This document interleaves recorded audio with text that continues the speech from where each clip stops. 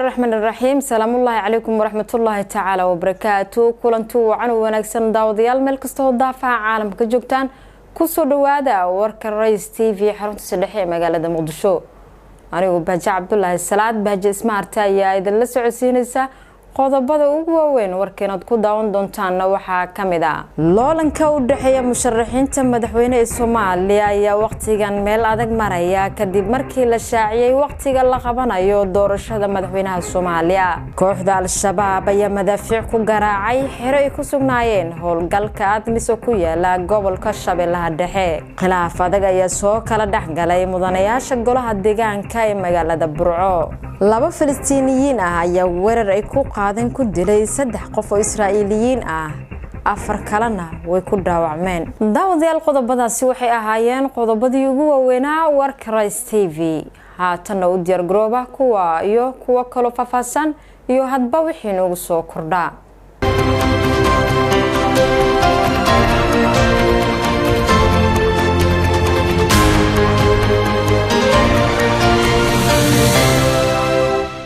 kooxda al-shabaab ayaa madaafiic ku garaacay xero ay ku sugnaayeen howlgalka admise ku yaala gobolka Shabeellaha Dhexe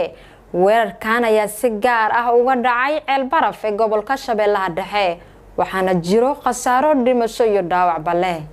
maleeshiyo ka tirsan ururka al-shabaab ayaa madaafiic ku garaacday saldhig ay degan yihiin ciidamo ka tirsan howlgalka midowga Afrika ee admis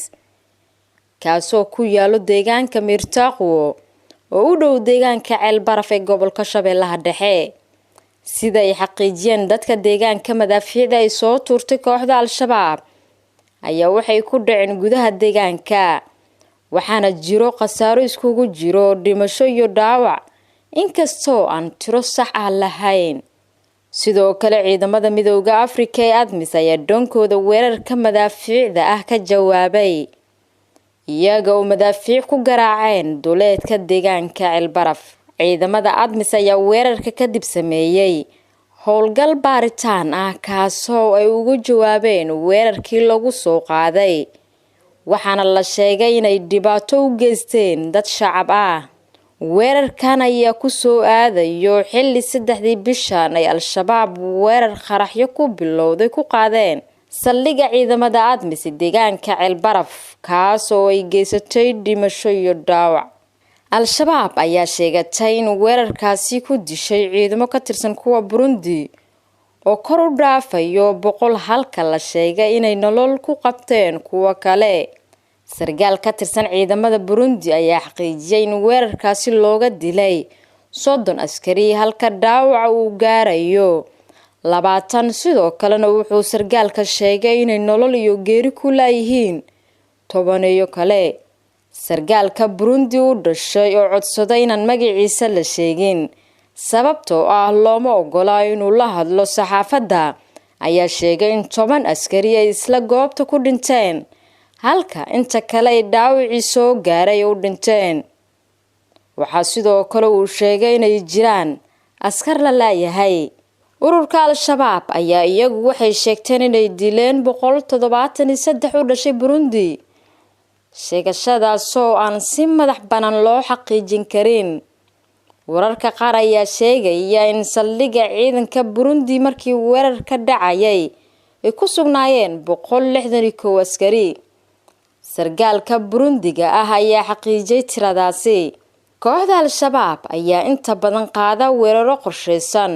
ay ku qaadaan ciidamada ajaanibta ay ku sugan caasimadda magaalada Muqdisho khilaaf adag ayaa soo kala dhaxgalay mudanayaasha golaha deegaanka ee magaalada Burco wasaaradda arrimaha gudaha ayaa maalinta bari ah looga yeeray xildhibaanada si xal loogu gaaro khilaafkooda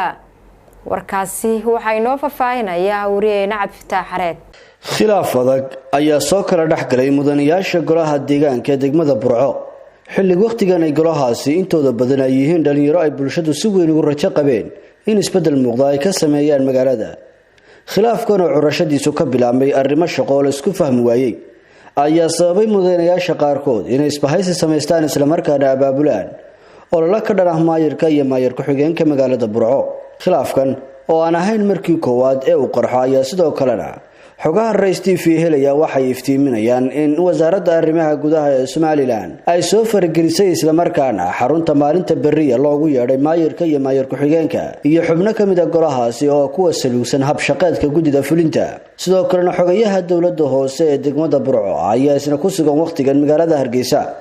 wuxuuna si cad u cadeeyay in khilaafkaasi uu jiro balse loo badinayo in la xaliyo lama garanayo halka uu saldhigan doono khilaafkan iyadoo golaha deegaankuna ay joogaan muddo sanad ka yar dhanka kalena sidoo kale waxa soo ifbaxaya warar iyaguna iftiiminaya in dawladda hoose ee Burco la gelinayo baadhis isla markaana maalmaha soo socda ay tagi doonaan hantilowrka guud ee qaranku si weyn ayay saacadihii u dambeeyay bulshada Burco waxay u hadalhayeen khilaafkan cusub oo sabab noqon kara haddii aan xal loo helin hakad ku yimaada shaqadii la sugayay golaha deegaanka oo u badan dhalinyaro bulshaduna ay u xaqan taagayeen waqtigii doorashada isbedel muuqday inay ku sameeyaan magaalada shirgudoonka golaha shacabka ayaa kulamo gaar ah la qaatay ururada bulshada iyo murashaxiinta madaxweynaha Soomaaliya kulankan ayaa looga hadlay dardargelinta doorashooyinka madaxweynaha Soomaaliya oo la qabanayo 15 bishan warkaasi waxa inoo faafahinaya wariyayna Cabdirashiid Sandheere shirgudoonka golaha shacabka ee baarlamaanka federaalka Soomaaliya ayaa kulamo kala duwan waxa ay la qaateen qaar kamid ah ururada bulshada rayidka iyo musharaxiinta u taagan xilka madaxweynaha Jamhuuriyadda Federaalka Soomaaliya iyadoo doorashada dalka ay ka harsan tahay wax ka yar isbuuc dhanka kale gudoomiye ku-xigeenka koowaad ee golaha shacabka ee baarlamaanka federaalka Soomaaliya Marwo Sacdiye Yaasiin Xaaji Samatar ayaa hooyada ay ka degan tahay magaalada Muqdisho waxa ay ku qaabishay musharaxiin madaxweyne musharaxiintan ayaa waxaa kamid ahaa Daahir Maxamuud Geele oo horey u soo noqday wasiirka warfaafinta dhaqanka iyo dalxiiska ee xukuumadii Xasan Cali Kheyre ugu horeen musharax Daahir Maxamuud Geele ayaa salaan iyo ismarxabeyn kadib ugu hambaliyay guushii ay ka gaartay kursiga gudoomiye ku-xigeenka koowaad ee golaha shacabka ee baarlamaanka federaalka Soomaaliya Sacdiye Yaasiin Xaaji Samatar oo kursigaas ku guuleysatay waxaana sidoo kale ay ka wada hadleen xaaladda guud ee dalka iyo dardargelinta doorashada madaxweynaha dalka ee lagu balansan yahay in ay dhacdo 15 bishan ee ku guda jirno Cabdirashiid Sandheere Rays TV laba Filistiiniyiin ah ayaa weerar ay qaadeen waxay ku dileen 3 Israa'iiliyiin ah 4 kalena way ku dhaawacmeen weerarkan ayaa ka dhacay meel u dhow caasimada Taliban warkaani waxa inoo haya wariyayna Cabdifitaax Xareed laba nin oo Falastiiniyiin ah ayaa weerar toori ama midi ah oo ay adeegsadeen waxay ku qaadeen magaalo u dhow magaalada Tel Aviv ee caasimada Israa'iil halkaas oo ay ku dileen ugu yaraan 3 qof 4 kalena ay ku dhaawaceen ka hor intaysan ku baxsanin baabuur sida ay xaqiijiyeen mas'uuliyiinta Israa'iil ciidamada booliska ayaa bilaabay baadagoob ay ku raadinayaan kooxihii dilka geystay iyagoona jidgooyooyin dhigtay waxayna baadigoobka qayb ka ah diyaaradaha helikobteriska toogashadan oo ku soo beegantay maalinta xorriyadda Israa'iil ayaa waxay ahayd ugu dambeysay ee weerar dad badan lagu dilay oo toddobaadyadii la soo dhaafay ka dhacay magaalooyinka Israa'iil xiisada u dhaxaysa Israa'iil iyo Falastiin ayaa sare u kacday maalmihii ugu dambeeyay weerarada Israa'iil howlgalla military oo ka socda daanta galbeed ee la haysto iyo rabshado ka dhacay Qudus halkaasi oo goobta uu ku yaalo masaajidka Al-Aqsa oo rantii Khamiistan ay ka dhaceen qalalaas horle Alon Riskan oo dhakhtar ka tirsan adeegga samabixinta Israa'iil ayaa waxa uu sheegay inuu isagu arkay 3 qof oo meeyda halka sidoo kalena 4 kalena ay dhaawacyo markaasi qabeen waxa uu tilmaamay in dadkaasi xaaladoodu dhaawac ahna ay xaaladoodu culus tahay sida uu saraakiisha u sheegay ururka Xamaas ee Falastiiniyiinta ee ka taliya marinka Gaza ayaa waxay bogaadiyeen weerarkan iyagoona la xiriiriyay rabshadihii ka dhacay goobta barakeysan ee Qudus warbaahinta Israa'iil oo soo xiganaysa booliskuna waxay sheegeen inay jiraan 2 nin oo weerar ka qaaday waxaana ilaa xalay saqdi dhexe boolisku ay sheegeen inay wali ku goobayaan kooxaha weerarka geystay sidoo kale shacabka ayay ugu baaqeen inay ka fogaadaan goobaha khatarta badan leh dawladaha Soomaaliya iyo Itoobiya ayaa ka wada hadlay sidii loo xoojin lahaa ammaanka guud ee labada dal wasiirka warfaafinta Soomaaliya ayaa kulan gaar ah la qaatay dhigiisa wasiirka warfaafinta Itoobiya waxayna ka wada hadleen sidii diiradda loo saari lahaa dhinacyada amniga guud dhaqaalaha iyo warbaahinta warkaasi waxa inoo haya Mahad Saciid wasiirka warfaafinta Soomaaliya ayaa xafiiskiisa kulan gaar ah kula qaatay dhigiisa wasiirka warfaafinta dawladda federaalka Itoobiya ee Dr. Rajesh Tulu kulankan ayaa labada mas'uul waxa diiradda ay ku saareen iskaashiga labada dal ee dhinacyada warbaahinta iyo khibrad wadaagga warfaafinta wasiirka warfaafinta Itoobiya ayaa khray in Soomaalidu xilligan aad ugu horeeyaan warbaahinta cusub ee social media halka Itoobiya ay ku xoganta warbaahintii soo jirankeed ee mainstream media loo yaqaan. Dhinaca kale labada wasiir ayaa kulankooda ku soo hadal qaaday dhibaatada wararka been abuurka ah ee fake news-ka ku hayaan amniga iyo dowladnimada iyo sidii wadajir looga hortagi lahaa. ugu dambeyn labada mas'uul ayaa isla gartay muhiimadda ay gobolka geeska ugu fadhido iskaashiga labada wadan ee Soomaaliya iyo Itoobiya gaar ahaan dhinacyada amniga, dhaqaalaha iyo warbaahinta. heshiisyo arrimahaas ku saabsan in mustaqbalka dhow la wada galo ayaana ku heshiiyeen wasiirada warfaafinta dalalka Soomaaliya iyo Itoobiya. kulankan ayaa wasiirka warfaafinta Soomaaliya Cusmaan Abuukar Dube waxaa ku helinayay safiirkan Itoobiya Ambassador General Abdullaahi Axmed Jaamac Al-Kajiir iyo xoghayaha koowaad ee safaaradda Cabdullaahi Cabdirasaaq. maamulka Hirshabelle ayaa qabtay doorashada kursiga ee dhawaan ka geeriyootay Allah u naxariistay xildhibaan Aamina. doorashada kursigan ayaa waxaa lagu qabtay magaalada Jowhar ee caasimadda maamulka Hirshabelle. kursigan ayaa dhawaan laga soo wareejiyay magaalada Beledweyne ee xarunta gobolka Hiiraan sababo amni awgeed. warkaasi waxaa markale inoo faahfaahinaya wariyayna Cabdirashiid Sandheere. maxamed aadan daahir caanoy ayaa ku guuleystay kursiga hoob 135 oo horey ugu geeriyootay xildhibaanad Aamina Maxamed Cabdi oo iyada u tartamaysa qarax lagu eegtay magaalada Beledweyne ee xarunta gobolka Hiiraan. maxamed aadan caanoy oo kamid ah dhalinyarada ugu firfircoon beesha dhexdooda ayaa waxa uu ku guuleystay kursigan asagoo kolkii hore ka qayb ahaa 3 ruux oo isku soo taagtay in kursigaas ay kula tartamaan xildhibaanad Aamina Allah u naxariistay. xildhibaan maxamed caanoy oo kamid ah ilaa 3 musharax oo guddiga doorashada Hirshabelle ay diiwaan geliyeen ayaa kursigaas ku guuleystay waxaana ergada goobta soo xaadirtay oo ka helay codadkii ugu badnaa. qoraal lagu baahiyay bogga guddiga doorashooyinka Hirshabelle ayaa lagu yiri musharax maxamed aadan daahir caanoy ayaa ku guuleystay kursiga tirsigiisu yahay 135 ee baarlamaanka federaalka Soomaaliya oo doorashadiisu ay ka qabsoontay magaalada Jowhar ee caasimadda dowlad goboleedka Hirshabelle. maxamed caanoy oo ah nin dhalinyaro ah ayaa muddooyinkii ugu dambeeyay ku hoolanaa safaro kala duwan sidii oo dhalinyarada Soomaaliyeed oo cid weydiisan lahaa wuxuuna dhawaan ka imaaday magaalada Ankara ee dalka Turkiga. tani ayaa ka dhigan in guddiga doorashooyinka dowlad goboleedka Hirshabelle ay soo gabagabeeyeen doorashada golaha shacabka walow ay tahay in lagu celiyo kursigii uu ku guuleystay Fahad Yaasiin Xaaji Daahir sida ay shaaciyeen guddiga hirgelinta doorashooyinka ee heer federaal ee FID. guddiga hirgelinta ee doorashooyinka dowlad goboleedka Hirshabelle ayaa waqti dambe waxa ay ku dhawaaqeen magaalada Jowhar ee xarunta dowlad goboleedka Hirshabelle in ay tahay dowlad goboleedkii ugu dambeeyay ee soo gabagabeeyay doorashada. dhanka kale waxaa doorasho iyadana ka dhacday magaalada Jowhar ee xarunta dowlad goboleedka Hirshabelle waxaana kursigaas ku guuleystay xildhibaan Maxamed Abuukar Islow Ducaale oo horey kursigan ugu fadhiyay. Maxamed Abuukar Islow Ducaale oo horey u ahaa wasiirka amniga xukuumadii Qeere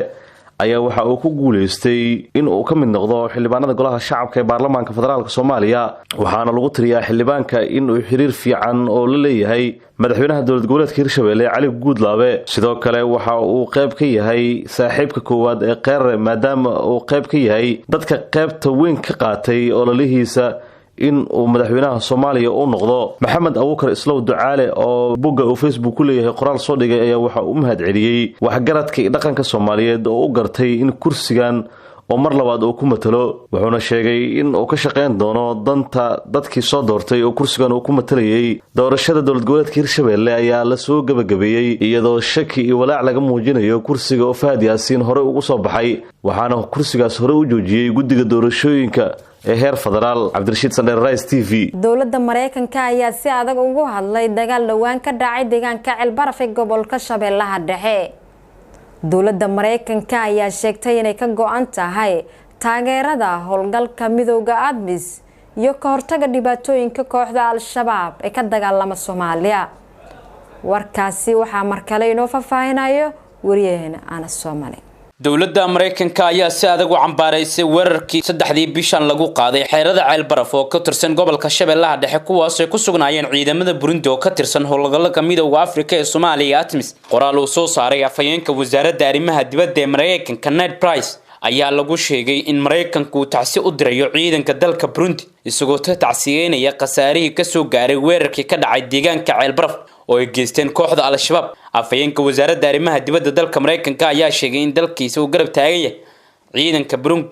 isla markaana ka tirsan howlgalka Afrika ee Soomaaliya ATMIS. war-saxaafadeedka ayaa lagu sheegay in ciidamada Burundi ay door goosnimo leh ka qaateen howlgalka la dagaalanka argagixisada ee Soomaaliya muddada 4 sano ay madaxda xilligan dalka haysa. Mareykanka ayaa sheegay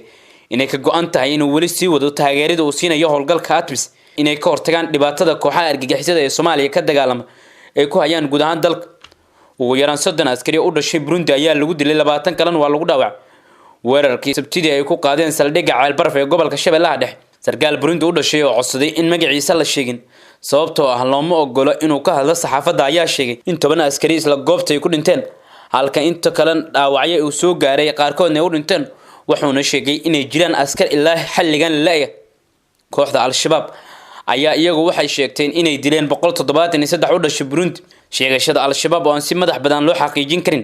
laba il warweed ayaa sheegay in saldhigga ciidanka Burundi markii weerarku dhacay ku sugnaayeen 161 askari 9 Burundi ayaana la xaqiijiyay inay ku dhinteen weerarkaasi. daawadayaal qodob-bareedkaas ayaa ugu dambeeyay warkeena Rays TV anigu Bahja Cabdullaahi Salaad Bahja Smart ayaa idin la socodsiinayay intaan dib dambe u kulmi doono warkan warka xiga aan idinku u dhaafo sidaa iyo nabadgelyo. والسلام عليكم ورحمة الله تعالى وبركاته.